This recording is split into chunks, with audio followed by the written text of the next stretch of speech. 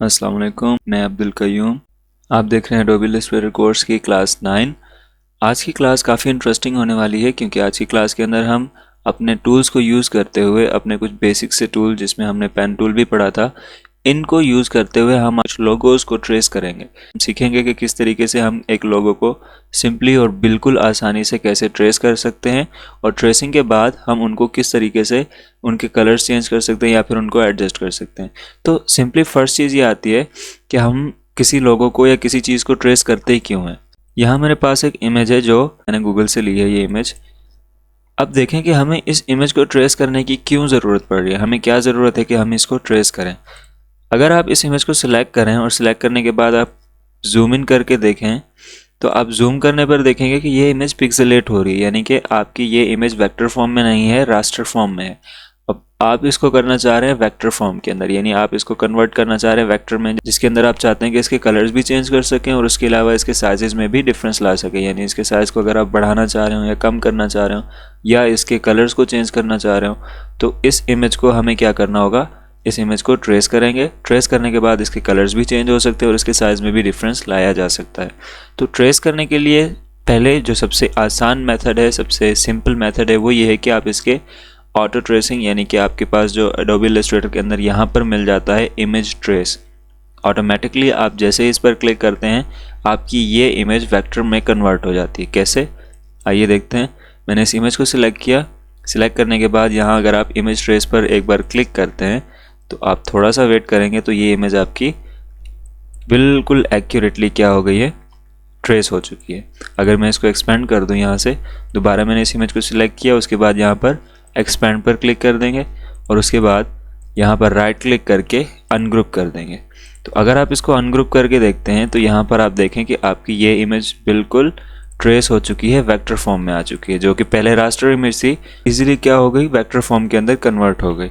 Vector form के अंदर convert होने का मतलब ये है कि अब आप इसके कलर्स में चेंजिंग भी कर सकते हैं और इसके साइज़ को भी अगर आप एक्सटेंड करें, यानी अगर आप इसको जूम करके देखते हैं तो ये पिक्सेलेट भी नहीं हो रही। तो अगर आप इसके कलर्स में चेंजेस करना चाह रहे हैं, फॉर एग्जांपल मैं यहाँ से इस सारे ऑब्जेक्ट्स को, इन सब को सिलेक्ट कर लेता हूँ और उसके बाद इसके कलर्स में चेंजिंग करते हैं। यहाँ से एक कलर ले लेते हैं। उसके बाद ऑब्जेक्ट वाइज इनके कलर्स को आप एक एक ऑब्जेक्ट को सिलेक्ट करने के बाद इनके अंदर चेंजेस कर सकते हैं जी। तो किस तरीके से आपने सिंपली इसको ऑब्जेक्ट को सिलेक्ट करने के बाद आसानी से, यानी आप जो भी इलस्ट्रेशन है, जो भी इमेज है, आप उसके कलर्स को चेंज करना चाह रहे हैं, आप उसके साइज़ को कम या ज़्यादा करना चाह रहे हैं, यानी आप उसको वेक्टर फॉर्म में लाना चाह रहे हैं, तो इसके लिए आप क्या करते हैं, इमेज को ट्रेस करते हैं। इमेज ट्रेस करने के बाद आप उसके साइज़ में भी चेंजिंग कर सकते हैं और उसके कलर्स में भी सिंपल चेंजेस आसानी से कर सकते हैं। तो ये था आपका बिल्कुल सिंपल मेथड, यानी कि आप सिर्फ एक इमेज को सिलेक्ट करते हैं, रास्टर इमेज को, और इमेज ट्रेस करने पर आपको ऑटोमेटिकली ये इमेज ट्रेस होकर मिल जाती है। अगर मैं इसको ड्रैग करके यहाँ ब्लैक स्पेस पे रख दूँ तो आप देखें कि ये इसका बैकग्राउंड भी रिमूव हो चुका है और उसके अलावा ये इमेज बिल्कुल ट्रेस होकर मेरे पास आ गई है। अब इसके कलर्स में भी मैं आसानी से चेंजेस कर सकता हूँ। यहाँ से अगर आप क्विकली चेंज करना चाह रहे हैं कलर्स को, तो यहाँ पर आपके पास स्वैचेस मिल जाते हैं, कलर स्वैचेस। इसके अंदर आके आप सिंपल ऑब्जेक्ट को सिलेक्ट करें और उसके बाद जो भी कलर आप इसके अंदर फिल करना चाह रहे हैं वो आप इजीली सिंपली इसके अंदर फिल करते जाएं। तो ये क्या हुआ कि एक सिंपल इमेज ऑटोमेटिकली आपके इलस्ट्रेटर के अंदर जो ऑप्शन है ट्रेस का, उसके थ्रू आपने इस इमेज को ट्रेस कर लिया। ये तो था बिल्कुल सिंपल मेथड। अब ऐसा होता है कि कुछ कॉम्प्लेक्स इलस्ट्रेशंस आ जाती हैं जिसके अंदर हमें यूज़ करना पड़ता है पेन टूल। तो देखते हैं कि हम, अगर हमारे पास कोई ऐसी शेप आती है जिसको हम नहीं चाहते कि इस टूल से, यानी कि इस ऑप्शन से ट्रेस करें, हम चाहते हैं कि हम उसको कम्प्लीटली पेन टूल की मदद से या हम अपने टूल्स का यूज़ करते हुए उस इमेज को ट्रेस करें, तो उसके लिए देखते हैं कि हम उसके लिए क्या तरीका और किस तरीके से उसको ट्रेस करेंगे। यहाँ पर मेरे पास एक बैट की इमेज है, ये भी उसी तरीके से रास्टर फॉर्म के अंदर है। मुझे इसको ट्रेस करके वेक्टर फॉर्म में लाना है और हो सकता है मुझे इसके कलर्स को चेंज करना पड़े। अब यहाँ पर अगर आप गौर करें तो आपकी ये इमेज इस साइड पर और राइट साइड पर, दोनों साइड्स पर क्या है, सिमेट्रिकल है, यानी दोनों साइड्स पर इमेज सेम है। तो आप इसको पेन टूल की मदद से अगर आप ट्रेस करना चाह रहे हैं तो बिल्कुल आसानी वाला काम ये है, आप इसको आसानी से कैसे ट्रेस कर सकते हैं। इसका सिंपल मेथड ये है कि आप पेन टूल से एक साइड को ट्रेस करें और उस एक साइड को फ्लिप करके दूसरी साइड पर लगा दें। किस तरीके से ये करना है आइए देखते हैं, स्टार्ट करते हैं।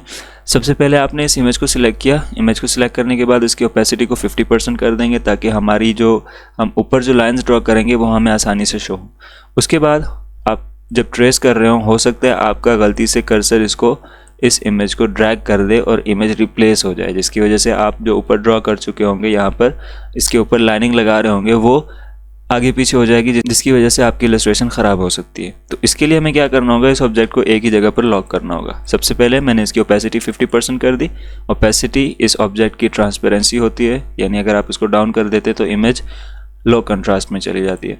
उसके बाद दोबारा से आप इस इमेज को सिलेक्ट करेंगे। सिलेक्ट करने के बाद यहाँ पर ऑब्जेक्ट में आना है और यहाँ पर मिल जाएगा आपको लॉक।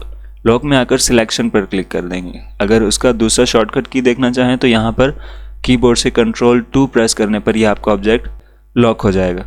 कैसे होगा, आपने इस ऑब्जेक्ट को सिलेक्ट किया, कीबोर्ड के ऊपर आपने Ctrl प्रेस करके रखा और साथ में 2 प्रेस करेंगे तो ये ऑब्जेक्ट आपका यहाँ पर लॉक हो चुका है। अब आप इसके ऊपर ट्रेसिंग आसानी से शुरू कर सकते हैं। अब ट्रेसिंग शुरू करने से पहले, क्योंकि हमें पहले एक साइड ट्रेस करनी है, तो हम बिल्कुल इसके सेंटर से शुरू करें। इसके लिए हम रूलर्स को ऑन कर देते हैं। यहाँ पर राइट क्लिक करके शो रूलर्स पर क्लिक करेंगे तो यहाँ पर हमारे रूलर्स शो हो जाएंगे। इससे हम इस रूलर पर क्लिक करके ड्रैग करके यहाँ तक एक गाइड ले लेते हैं। गाइड क्या करती है, हमें यहाँ पर एक गाइड मिल जाएगी, एक लाइन मिल जाएगी जो हमें शो कर रही होगी कि आप किस जगह कहाँ से कैसे ट्रेस कर रहे हैं। तो हम यहाँ बिल्कुल इसके मिड के अंदर एक गाइड ले चुके हैं। इस गाइड की मदद से हम क्या करेंगे, अंदाज़ा लगा लेंगे कि हमें एक साइड को ट्रेस करना है और उसके बाद हम दूसरी साइड की तरफ मूव करेंगे। इस गाइड को थोड़ा सा जूम करके प्रिसाइजली रख लेते हैं जहाँ हमें चाहिए। बिल्कुल इसके मिडल में इस गाइड को हमने प्लेस कर लिया। उसके बाद गाइड्स को हम लॉक कर देते हैं ताकि गाइड्स भी मूव ना हो, हमारा ऑब्जेक्ट भी मूव ना हो। अब क्या होगा, हम सिंपली पेन टूल लेकर इस इमेज को ट्रेस करना स्टार्ट करेंगे। यहाँ से मैंने पेन टूल लिया। पेन टूल लेने के बाद बिल्कुल यहाँ से जहाँ पर हमने गाइड ली, इन गाइड से हम अपनी ट्रेसिंग स्टार्ट करेंगे। सबसे पहले आपने यहाँ पर सिंपल क्लिक करना है। यहाँ से इसके स्ट्रोक को लाइट सा रख देते हैं ताकि हमें आसानी से नज़र आए। यहाँ पर मैंने सिंपली पेन टूल लेकर यहाँ से क्लिक करके और उसके बाद मैंने ट्रेसिंग स्टार्ट की है।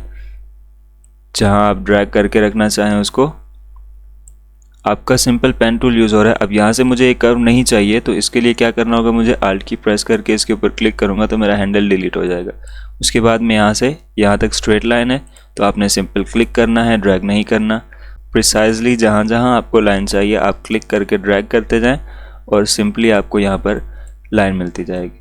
दोबारा से यहाँ से इस तरफ नीचे की तरफ आएंगे तो आपने सिंपल क्लिक करके ड्रैग करना है। जहाँ पर आपको ये गाइड शो हो रही है आपने बिल्कुल उसके मुताबिक उसके ऊपर प्रिसाइजली आपने अपने इस गाइड्स की मदद से लाइंस लगानी है।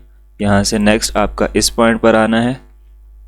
इस पॉइंट पर सिंपल क्लिक कर देंगे तो ये लाइन ऑटोमेटिकली आ जाएगी। अब अगर थोड़ा सा इसको इस हैंडल को मैं एडजस्ट करके ये गैप ख़त्म करना चाह रहा हूँ तो सिंपल कंट्रोल प्रेस करूँगा और कंट्रोल प्रेस करके इसको एडजस्ट कर लेते हैं। उसके बाद कंट्रोल लीव किया तो दोबारा मेरा पेन टूल इनेबल हो गया।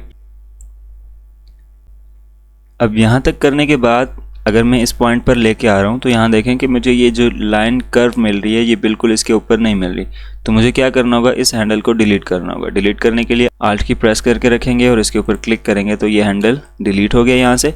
अब दोबारा मैं यहाँ पर क्लिक करके ड्रैग करके अपनी इस पाथ को जहाँ भी मुझे कर्व चाहिए मैं वहाँ पर ड्रैग करके यहाँ तक ले आता हूँ। उसके बाद दोबारा से मुझे ये पाथ नहीं चाहिए, दोबारा से Alt की प्रेस करेंगे और यहाँ पर क्लिक करेंगे तो ये कर्व यहाँ से ख़त्म हो जाएगा। अब लास्ट कर्व हमारा रह गया यहाँ पर इस इमेज में। थोड़ा सा जूम करके अगेन ड्रैग करेंगे। अब यहाँ पर इस पॉइंट पर आकर हमने फिर से ड्रैग करके यहाँ जहाँ हमें पाथ चाहिए हम उस हद तक इसको ड्रैग करके अपना एक कंप्लीट पाथ एंड कर देंगे। अब यहाँ पर आने के बाद मुझे इस गाइड तक, यहाँ से अगर आप देख सकें तो यहाँ से लेकर हमने ये सारी इमेज को ट्रेस किया यहाँ तक। अब मुझे सिर्फ ये एक ही साइड चाहिए, मुझे दूसरी साइड पर इसी को फ्लिप करना है। तो यहाँ तक हमारा पाथ एंड होता है तो इसके लिए हम यहाँ पर एस्केप प्रेस करेंगे तो ये पाथ यहाँ पर एंड हो जाएगा। अब अगर इसके स्ट्रोक को मैं बढ़ा दूँ थोड़ा सा, यहाँ पर इसको 5 पिक्सल कर देते तो देखेंगे कितना प्रिसाइजली आपने इसको पेन टूल की मदद से ट्रेस कर लिया। इसके बाद अब नेक्स्ट हमारा टास्क क्या है, हमने इसी ऑब्जेक्ट को इस तरफ फ्लिप करना है। फ्लिप करने के लिए क्या करेंगे, अपने ऑब्जेक्ट को सिलेक्ट किया, राइट क्लिक करके यहाँ ट्रांसफॉर्म पैनल के अंदर आपको मिल जाएगा रिफ्लेक्ट। दोबारा से देख लें, दोबारा से मैंने इस ऑब्जेक्ट को सिलेक्ट किया, राइट क्लिक करेंगे, यहाँ पर ट्रांसफॉर्म मेन्यू के अंदर आपको रिफ्लेक्ट मिल जाएगा। रिफ्लेक्ट पर क्लिक करेंगे तो आपके पास रिफ्लेक्ट का मेन्यू ओपन हो जाता है। उसके अंदर आपको कुछ ऑप्शंस मिलते हैं। एक्सिस के अंदर आपको हॉरिजॉन्टल और वर्टिकल मिल जाता है, यानी आप किस तरह से किस ओरिएंटेशन के अंदर अपने ऑब्जेक्ट को रिफ्लेक्ट करना चाह रहे हैं। यहाँ पर मैं वर्टिकल सिलेक्ट कर चुका हूँ। एंगल है मेरा 90 डिग्री। अगर आप यहाँ से एंगल सिलेक्ट करें तो देखें कि आपका ऑब्जेक्ट किस तरीके से रोटेट हो रहा है। तो आप रिफ्लेक्ट करना चाह रहे हैं 90 डिग्री पर, यानी कि आप वर्टिकल करना चाह रहे हैं, अपने ऑब्जेक्ट को वर्टिकली रिफ्लेक्ट करना चाह रहे हैं। अगर आप हॉरिजॉन्टल पर क्लिक करते हैं तो यहाँ देखें कि आपका हॉरिजॉन्टली यानी कि इस डायरेक्शन में रिफ्लेक्ट हो रहा है। अगर आप वर्टिकल करना चाह रहे हैं तो बिल्कुल 90 डिग्री के एंगल पर इस तरह से रिफ्लेक्ट हो चुका है। तो यही ऑब्जेक्ट हमारा इस तरफ यहाँ पर आ जाएगा। यहाँ अगर आप प्रीव्यू को ऑफ कर देते हैं तो जो हमने यहाँ पर चेंजेस किए हैं वो स्क्रीन पर शो नहीं होंगे। अगर आप चाहते हैं जो भी चेंजेस आप यहाँ पर कर रहे हैं वो आपको स्क्रीन के ऊपर डिस्प्ले हों, वो आपको स्क्रीन के ऊपर शो हो, तो इसके लिए आपने प्रीव्यू को ऑन रखना है। उसके बाद जो भी चेंजेस करनी थी हमने इसको वर्टिकल कर दिया। वर्टिकल करने के बाद इसकी हम एक कॉपी ले लेंगे। कॉपी लेने का मतलब ये कि हमारा ये ऑब्जेक्ट यहीं पर रहेगा और हमारी इस ऑब्जेक्ट की एक यहाँ पर कॉपी आ गई। अब इस कॉपी को, जो हमने एक ऑब्जेक्ट को रिफ्लेक्ट करके कॉपी ली है, इस कॉपी को शिफ्ट की प्रेस करके रखेंगे और उसके बाद बिल्कुल इसके एंड तक, यहाँ पर जब गाइड्स के मदद से आपको यहाँ पर गाइड्स भी शो हो रही होंगी कि आप बिल्कुल अपनी गाइड के मुताबिक बिल्कुल एंड पर आ चुके हैं, तो यहाँ पर आपने इस ऑब्जेक्ट को लाकर छोड़ देना है। तो देखेंगे कितना प्रिसाइजली आपका ये ऑब्जेक्ट यहाँ पर बिल्कुल आपकी जो ऑब्जेक्ट था उसके मुताबिक आपकी शेप ट्रेस हो चुकी है। इसके बाद नेक्स्ट काम जो हमारा आता है वो ये है कि हमने इन दोनों को, ये हमारे दोनों ऑब्जेक्ट्स डिफरेंट हैं। अगर आप सिलेक्ट करके देखें तो इनका बाउंडिंग बॉक्स क्या है, डिफरेंस है, यानी ये अलग ऑब्जेक्ट है और ये अलग ऑब्जेक्ट है। अब इसको ज्वाइन करके हमने एक ही शेप बनाना है। अगर हम ज्वाइन नहीं करते तो देखें कि हमारे डिफरेंट ऑब्जेक्ट्स की वजह से क्या होता है कि हम अगर इसके अंदर फिल कलर कोई भी ऐड कर देते हैं, इसके अंदर कोई भी फिल कलर ऐड करते हैं, तो यहाँ देखें कि हमारा ये ऑब्जेक्ट एक ही नहीं है, दो अलग ऑब्जेक्ट हैं। दो अलग ऑब्जेक्ट का मतलब इसके अंदर अगर हम फिल कलर देना चाह रहे हैं तो ये बिल्कुल सेपरेट होंगे, दोनों कलर्स अलग अलग हो सकते हैं, लेकिन हमें सिर्फ एक ही कलर चाहिए। हम चाहते हैं कि ये दोनों शेप्स मिलकर एक ही शेप बना लें। तो इसके लिए क्या करना होगा, हमें इन शेप्स को ज्वाइन करना होगा। ज्वाइन करने के लिए क्या करेंगे, मैं इसके कलर्स को ख़त्म कर दे, इसको भी सिलेक्ट करके यहाँ से इसके फिल कलर को ख़त्म कर देंगे। अगर आप इसको जूम करके देखें यहाँ पर, तो यहाँ पर ये ऑब्जेक्ट ज्वाइन नहीं है।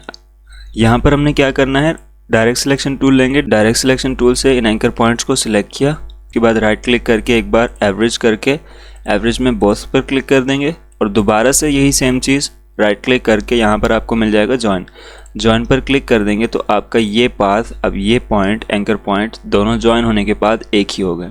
सिमिलरली हमारा ऊपर का जो एंकर पॉइंट था ये वाला, हमने इसको भी दोबारा से इसी तरीके से ज्वाइन करना है। अब बजाय इसके आप इसको एवरेज करें फिर दोबारा से ज्वाइन करें, इसके लिए सिंपल सी ट्रिक या एक शॉर्टकट की ये है कि आप कीबोर्ड के ऊपर कंट्रोल ऑल्ट शिफ्ट और जे प्रेस करें तो आपका ज्वाइन मेन्यू ओपन हो जाता है। सिंपली आपने इसके ऊपर क्लिक कर देना तो ये ऑब्जेक्ट, ये आपका एंकर पॉइंट भी यहाँ पर अब ज्वाइन हो चुका है, एक बन चुका है। अब अगर दोबारा से इस ऑब्जेक्ट को दोनों में से किसी को भी सिलेक्ट करते हैं तो आपकी ये शेप कंप्लीट ज्वाइन हो चुकी है, यानी कि ये दोनों शेप्स कंबाइन होकर एक शेप में कन्वर्ट हो चुके हैं। अब आप अगर इसके अंदर कोई फिल कलर देते हैं तो आप देखेंगे कि ये कलर पूरी शेप के अंदर शो हो रहा है, ये कलर पूरी शेप के अंदर फिल हो रहा है। इस तरीके से आपने पेन टूल की मदद से एक लोगो को ट्रेस किया। ट्रेस करने के बाद अब क्या है कि आप उसके अंदर अपनी मर्जी से कलर चेंजेस कर सकते हैं। जो कलर भी आप देना चाह रहे हो, आप यहाँ स्वेचेस के अंदर अगर आप आके देखें तो आप इस ऑब्जेक्ट को कोई भी कलर दे सकते हैं। यहाँ से स्वेचेस के अंदर मैं फॉर एग्जांपल इस कलर को सिलेक्ट कर देता हूँ और स्ट्रोक कलर को मैं ब्लैक कर देता हूँ। तो ये आपने बिल्कुल प्रिसाइजली पेन टूल की मदद से थोड़ी सी ट्रिक यूज़ करके आपने सेम ऑब्जेक्ट जो आपकी इमेज थी उसी के मुताबिक आपने एक लोगो सा या फिर उसके मुताबिक जो भी इमेज के अंदर आपको शो हो रहा था आपने उसको ट्रेस करके वेक्टर फॉर्म में कन्वर्ट कर लिया। तो ये सिंपली पॉसिबल हुआ पेन टूल की मदद से। होप आपको ये क्लास पसंद आई होगी। रिसेंट क्लासेस अगर आपने अभी तक अटेंड नहीं की तो प्लेलिस्ट आपको यूट्यूब चैनल के अंदर मिल जाएगी, वहाँ जाकर आप बाकी क्लासेस भी देख लें। चैनल को सब्सक्राइब कर दें ताकि आने वाली क्लासेस आप तक सबसे पहले पहुँचें। मिलते हैं अगली क्लास में एक न्यू वीडियो के साथ। ख्याल रखिएगा। अल्लाह हाफिज़।